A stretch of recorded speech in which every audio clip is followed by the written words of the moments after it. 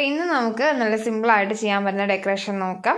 ഈ ഒരു cake 1/2 kg വെയിറ്റുള്ള കേക്കാണ് കേട്ടോ. സ്ക്വയർ ഷേപ്പിലാണ് ചെയ്തിട്ടുള്ളത്. 6 ഇഞ്ച് മോൾഡാണ്.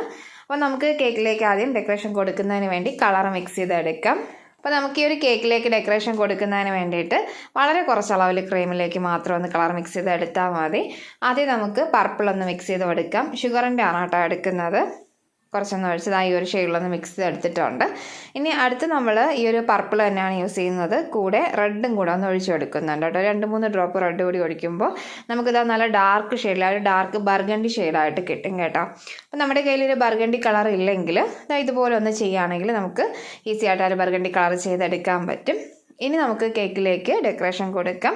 അപ്പോൾ നമുക്ക് ഈ ഒരു കേക്കിലേക്ക് നോസിലൊന്നും ആവശ്യമില്ല കേട്ടോ. അതായത് ഇതുപോലൊരു നൈഫ് യൂസ് ചെയ്തിട്ടാണ് നമ്മൾ ആദ്യം കൊടുക്കുന്നത്.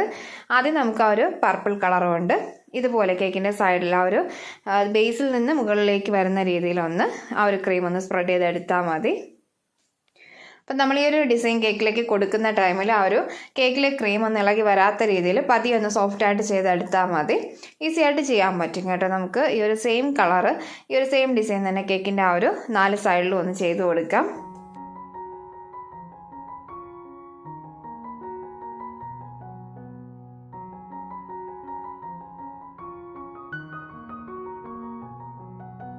ഇപ്പോൾ നമ്മൾ ആ ഒരു പർപ്പിൾ കളർ യൂസ് ചെയ്തിട്ട് ഈ ഒരു ഡിസൈൻ ഒന്ന് കൊടുത്തിട്ടുണ്ട്.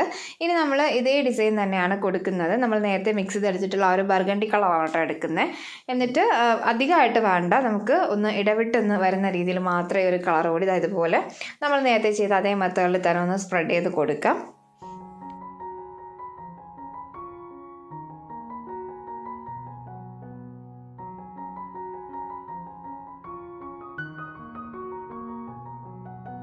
അപ്പം നമ്മൾ ആ ഒരു ബർഗണ്ടി ഷെയ്ഡും ഈ ഒരു കേക്കിലേക്ക് കൊടുത്തിട്ടുണ്ട്.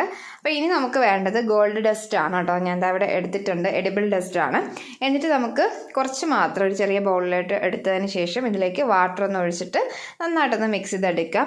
ഈ ഒരു കൺസിസ്റ്റൻസിയിൽ എടുത്തിട്ടുണ്ട്.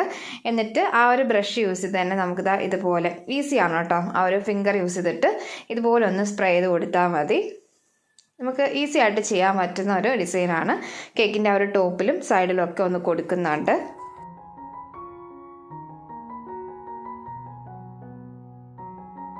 ഇപ്പോൾ നമ്മൾ കേക്കിലേക്ക് ആ ഒരു ഗോൾഡ് ഡസ്റ്റൊക്കെ ഒന്ന് കൊടുത്ത് കഴിഞ്ഞിട്ടുണ്ട്. അപ്പോൾ ഇനി നമുക്ക് ഈ ഒരു സെയിം ഡസ്റ്റ് തന്നെ ആ ഒരു ബ്രഷ് യൂസ് ചെയ്തിട്ട് കേക്കിൻ്റെ ആ ഒരു സൈഡിലായിട്ട് നമ്മൾ ആ ഒരു ഡിസൈൻ കൊടുത്തില്ല, ആ ഒരു ഭാഗത്ത് കുറച്ചൊന്ന് തിക്കായിട്ടൊന്ന് ഇതുപോലെ ഒന്ന് കൊടുക്കാം.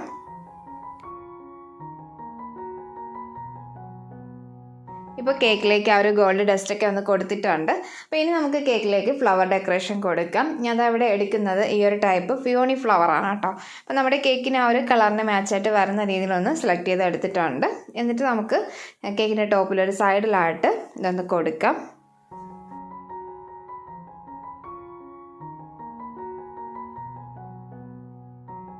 അപ്പോൾ നമ്മൾ ആ ഒരു ഫ്ലവറൊക്കെ ഒന്ന് കേക്കിലേക്ക് കൊടുത്തിട്ടുണ്ട്.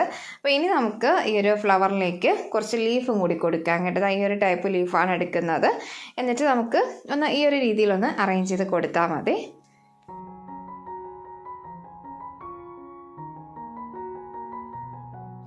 അപ്പോൾ കേക്കിലേക്ക് ആ ഒരു ഫ്ലവറിലായിട്ട് നമ്മൾ ലീഫും ഒക്കെ ഒന്ന് കൊടുത്തിട്ടുണ്ട്.